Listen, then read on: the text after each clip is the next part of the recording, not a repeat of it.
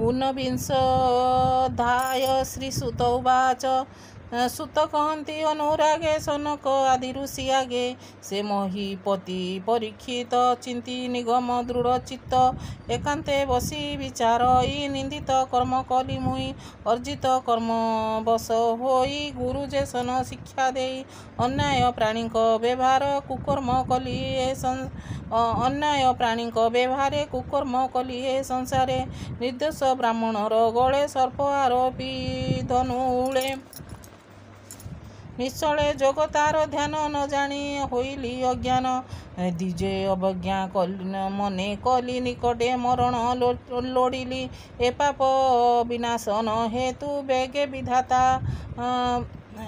ए पाप विनाशन सन हेतु बेगे विधाता मते चिंतु ए पाप कली मूढ़ चिते ए देह धरिबी केमते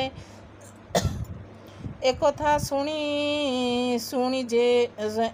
शुणी मुझे मत केबे हे न कल्पई एकथा शुणी मुझे मते केबे हे न कल्पई चिते ब्राह्मण कुल कोपा नल मोर राज्य धन बल आत्मार संगे दहु मते कर्म न करी जे मते गोरु ब्राह्मण को हिंसने दुर्बुद्धि न स्फुरे मो मने एमंत विचारी विषाते वृत्तांत शुभे जन पदे पदे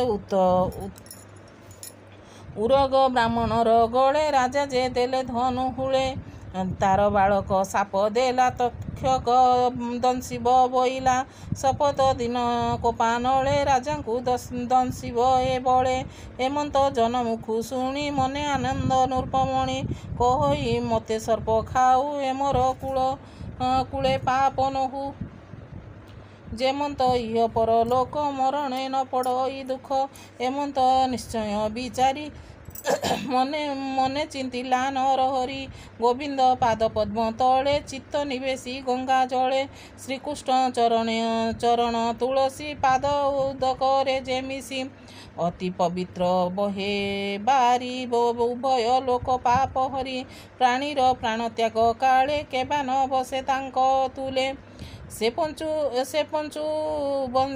पंडु वंशे कार्तिक कर सकल राजा मध्य बर से बर नदी तार जाई चित्ते गोविंद पाद ध्याई विषय संगे दूर करी अन्न उदक परिहरी मौन व्रत से निश्चल सिरे निवेशी गंगा जल से कथा शुणी मुनि जन जे बा थिले गिरिवन निज निवास उपेक्षिले हस्तिना नबरे मिलिले जेअबा थिले जेमु देशे राजा को देखिबार आसे संगते घिनी शिष्य गण अपरे अनेक ब्राह्मण तार महिमा केबा कहे तीर्थे पवित्र तांक देहे अति वशिष्ठ ऋष्टि नेमि चैवन्य भरद्वाज घेनी भृगु अंगिरा पराशर तत् उत्तथ्य गादिर कुमर इंद्र प्रमोद मेधा तिथि देवकष्ट सेण जति सुबाहु भरद्वाज शिष्य गौतम मैत्रीय कवश पिपलायन सर्वमुनि व्यास नारद कुंभजोनि सकल ऋषि एक मेले मिलिले जाह्नवीर कूले ताहांकु देखि परीक्षित कपाळे देइबे निहस्त बंदिले मुनि गण पादे आनंद श्रुग दगदे कर अंजलि सिरे देई कहई कृतकृत्य होई राजा उवाच राजार राजांक मध्यम जीवन निश्चय जानिली धन्य धन्य मोहर प्राण त्याग काले महत जन बीजे कले ब्राह्मण पादे जही थाई शेषानु पाप दूर जाई क्षत्रिय स्वभाव एमंत आगम निगम उकत जे आलंगे दुष्टपणे दूषित होई तत्क्षणे से विप्र आसी जार पासे बसंती मनर संतोषे ताहार भाग्य की कहिबा जहा न पांति सुर देवा सर्व विषय दूर तेजी कृष्ण चरणे चित्ते भजी तुम्भ शेष ब्रह्म ऋषि मिलिले मोर पासे आसी ब्राह्मण साप कोपानले मोर निज कर्म फले जे कृष्ण करे संसारे तरई तम माया घरे तुम्भर अनुग्रह से भी प्रसन्न हेउ गंगा देवी କୃଷ୍ଣ ଚରଣେ ମତି ହେଉ କାଳ ତକ୍ଷକ ବା ଖାଉ। ତେଣେ ସଂଶୟ ନାହିଁ ମୋର ସକଳେ କୃଷ୍ଣ କଥା କର। କୃଷ୍ଣ ବିଷୟ ହେଉ ମତି ତାର ସେବକ ସଙ୍ଗେ ଗତି। ମୋହର କର୍ମ ଫଳ ନେଇ ଜନ୍ମ ହୋଇବି ଯହିଁ ତହିଁ। ରହି କୃଷ୍ଣର ଦାସ ପଣେ ସେବିବି ଅଭୟ ଚରଣେ। ଏମନ୍ତ ଦିଅ ମତେ ବର ତୁମ୍ଭ ଚରଣେ ନମସ୍କାର। ଏମନ୍ତେ ଦିଅ ମତେ ବର ତୁମ୍ଭ ଚରଣେ ନମସ୍କାର। ଏମନ୍ତେ ମୁନିଙ୍କୁ ଜଣାଇ କୃଷ୍ଣ ଚରଣେ ମନ ଦେଇ। ଜାହ୍ନବୀ ତୀରେ କୁଶ ଶଯ୍ୟା ଶୟନ ଅର୍ଥେ କଲା ରାଜା। ପୂର୍ବ ଦିଗକୁ ଶିର କରି ଉତ୍ତର ମୁଖେ ଦଣ୍ଡଧାରୀ। ଗଙ୍ଗା ଦକ୍ଷିଣ କୋଳେ ଶୋଇ କାରୁଣ୍ୟ ଜଳେ ଦୃଷ୍ଟି ଦେଇ। ଅଶେଷ ଋଷିଗଣ ମଧ୍ୟେ ଆନନ୍ଦେ ପୁଷ୍ପ ବରସେ। ସାଧୁ ଶବଦେ ସ୍ତୁତି କଲେ ଦୁନ୍ଦୁଭି ନାଦ୍ୟ ବାଦ୍ୟ ମେଳେ। ସେ ମୁନି ଗଣେ ଗଙ୍ଗା କୂଳେ ଥିଲେ ଯେ ପରୀକ୍ଷିତ ମେଳେ। ଗଗନେ ଶୁଣି ସାଧୁ ବାଣୀ ଆନନ୍ଦେ ସର୍ବବିପ୍ରମଣି। ସାଧୁ ଶବଦ ଉଚ୍ଚ ସ୍ୱରେ ଦିଗ ପୁରିଲା ଗଙ୍ଗା ତୀରେ। ପ୍ରଜାଏ ଅଶ୍ରୁଗତ ମୁଖେ କହନ୍ତି ଏକକୁ ଆରକେ। ଏ ସାଧୁ ରାଜା ବିଚକ୍ଷଣ ଏକାଳେ ଲଭିବ ମରଣ। ଦେଖ ଏହାର ଭାଗ୍ୟ ବଳ ମୁନିଙ୍କ ମଧ୍ୟ ଅନ୍ତକାଳ। ଅନେକ ପ୍ରକାର ଯେ ଫଣି ମୁନି ସମେତ ସାଧୁ ବାଣୀ।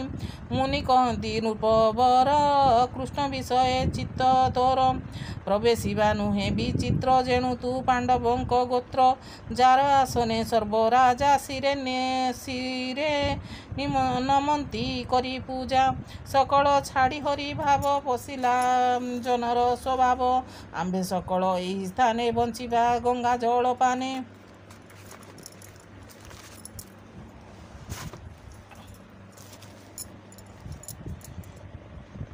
ଏ ନରପତି ଯେତେ ଦିନ ପ୍ରାଣ ଛାଡ଼ିବ କୃଷ୍ଣ। ଏ ନରପତି ଯେତେ ଦିନ କୃଷ୍ଣ ପ୍ରାଣ ଛାଡ଼ିବ କୃଷ୍ଣ ଧ୍ୟାନେ। ସୁଖେ ଲଭିବ ହରି ଲୋକ ସେ ସ୍ଥାନେ ବିମୋହ ବିଶୋକ।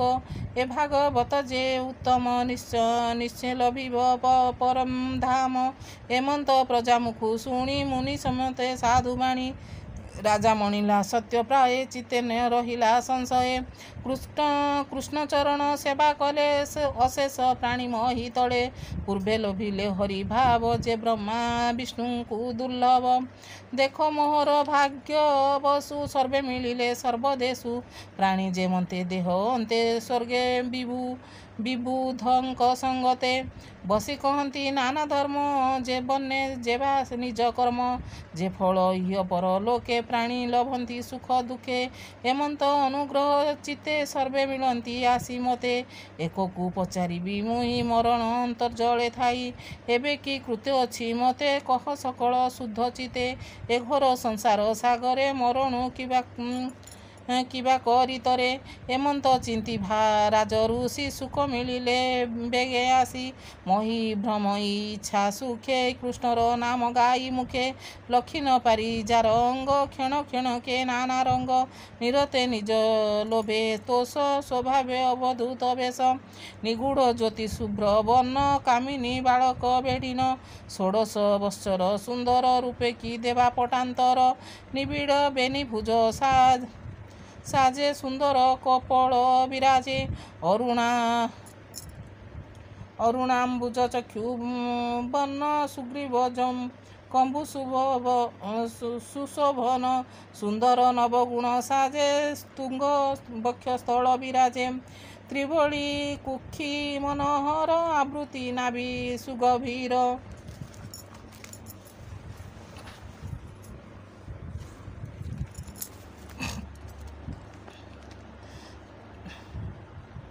ବିବର୍ଣ୍ଣ କେଶ ଦିଗମ୍ବର ବିଭୂତି ଲେପନ ଶରୀର। ପ୍ରଳମ୍ବ ବାହୁ ଜାନୁ ଯାଏଁ ଦିଶେ ଅମର ପର ପ୍ରାୟ। ଶରୀର ସୁଚାରୁ କୁସୁମ ରୂପେ ତୁଳିତ ନୁହେଁ କାମ। କିଏ ବା ଦେବା ପଟାନ୍ତର କାମିନୀ କୁଳ ମନୋହର। ଏମନ୍ତ ରୂପ ତାର ଦେଖି ମୁନିଏ ଆସନ ଉପେକ୍ଷି।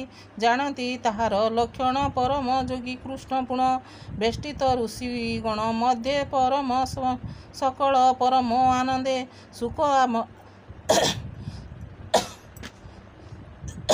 ସୁକ ଆଗମ ଶୁଣି ରାଜା ତତ୍କ୍ଷଣେ ଆଣି ଅର୍ଘ୍ୟ ପୂଜା ବିନୟ ଭାବେ ବନଧାରୀ ଚରଣେ ନମସ୍କାର କରି ସ୍ତ୍ରୀ ବାଳକ ଯେତେ ଥିଲେ ତା ଦେଖି ଭୟେ ବାହୁଡ଼ିଲେ। ରାଜା ପୂଜିଲା ମନ ତୁସେ ସୁଖ ବସିଲେ ରାଜା ପାଶେ।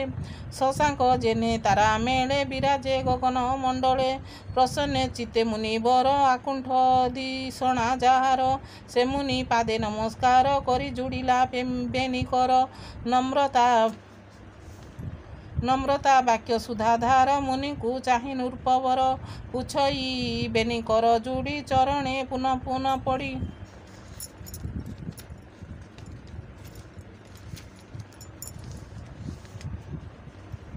ରାଜଉବାଚ আজ মোহর জন্ম ধন্য ক্ষত্রিয় অংশে বিদ্যমান তুম্ভ নির্মল ব্রহ্ম ঋষি অতিথি রূপে অছ বসি দেখি মো আত্মকৃত্য কৃতকৃত্য দেহকু কলি তীর্থভূত ভূত তুম্ভর চরণ বিশ্বাস পবিত্র কলি গৃহবাস যাহার দর্শন মাত্রে দুরিত নরহি গাত্রে স্মরণ পাদ জল জহি সকল তীর্থ ফল তহি আজ জীবন মোর ধন্য দেখিলি তুম্ভর বদন যেতে দুরিত দেহে থিলা তুম্ভ দর্শনে দূর গলা।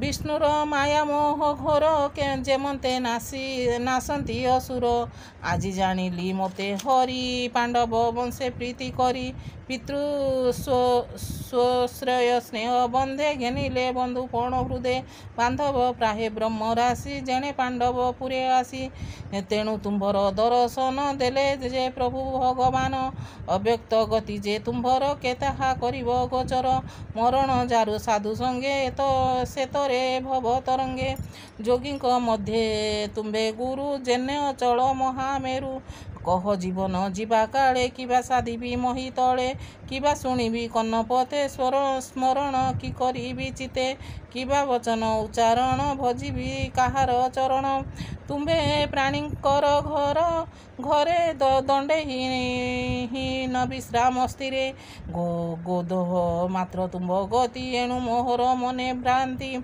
ଶ୍ରୀସୁତ ବାଚ ସୁତ କହନ୍ତି ତୋଷ ମନେ ଶୁଣ ସକଳ ମୁନି ଜନେ ହେମନ୍ତ ପରୀକ୍ଷିତ ବାଣୀ ଆନନ୍ଦେ ମନେ ସୁଖ ଶୁଣି ହରସେ ମୁଦ୍ରିତ ଲୋଚନ ଚିତ୍ତେ ଚିନ୍ତଇ ଭଗବାନ ସେ ହରି ଚରଣ କମଳେ ସୁଜନ ଚିନ୍ତ ଧ୍ୟାନ ବଳେ ପ୍ରଥମ ସ୍କନ୍ଧେ ଭାଗବତ କହଇ ଦାସ ଜଗନ୍ନାଥ ଇତି ଶ୍ରୀମଦ୍ ଭାଗବତେ महापुराणे पारमहंस संहिताए वैयासिका प्रथम स्कंदे सुक गमन नाम ऊनविंशोऽध्याय भीमस्वापि रणभंग मुनिरपि मतिभ्रमं जदि शुद्ध मसुन्ध वा मम दोष न विदितम्।